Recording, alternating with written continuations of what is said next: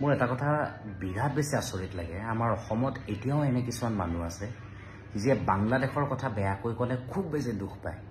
বাংলাদেশৰ বিষয়ে যদি কিবা এটা বাতৰি পঢ়োঁ, বাংলাদেশত ধৰি লওক সংখ্যালঘুৰ ওপৰত খুব অত্যাচাৰ হৈছে, বাংলাদেশত অমুক হৈছে তমুক হৈছে বুলি যদি নিউজটো পঢ়োঁ। শুনক মহোদয়, আপোনাৰ ভিডিঅ'ৰ পৰা গম পোৱা গৈছে এইটো ভিডিঅ' নহয়। আপোনাৰ যদি বেলেগ ভিডিঅ' আপোনাৰ পেজটোতো চাই আপুনি ইতিমধ্যে বিক্ৰী গৈছে, কিন্তু আপোনাক এইটো ভিডিঅ'ৰ জৰিয়তে কিছুমান কথা বুজাই দিওঁ।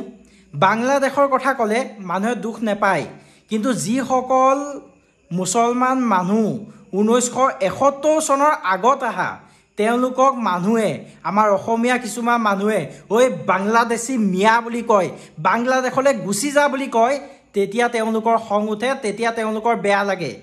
নহ'লে কোনজন মুছলমান মানুহৰ বাংলাদেশ মিয়া মিয়া বুলি ক'লে বেয়া লাগে? কাৰো বেয়া নালাগে।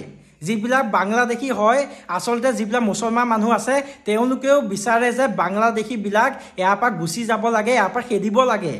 তেওঁলোকে বেয়া নাপায়, কিন্তু যিবিলাক মুছলমান আগৰ পৰা আপোনালোকে একেলগে আছিল, একেলগে খাইছিল, একেলগে পঢ়িছিল, সেইবিলাকক তেতিয়া আপোনালোকে মিয়া নক'লে, এতিয়া ঐ মিয়া বুলি যে কৈ থাক, সেইটো দুখ পায়, সেইবিলাক কথাত দুখ পায়। কিন্তু আপুনি আৰু এই চৰকাৰখনে আৰু আপোনাৰ নিচিনা মিডিয়া মানুহবিলাকে খালি বাংলাদেশী বুলি কৈ থাকে।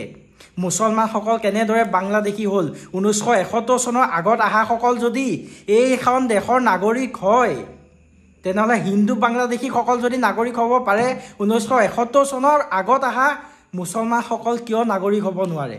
আপুনি সেইটো কওকচোন। অসমত আগতে মুছলমান মানুহ নাছিল নেকি?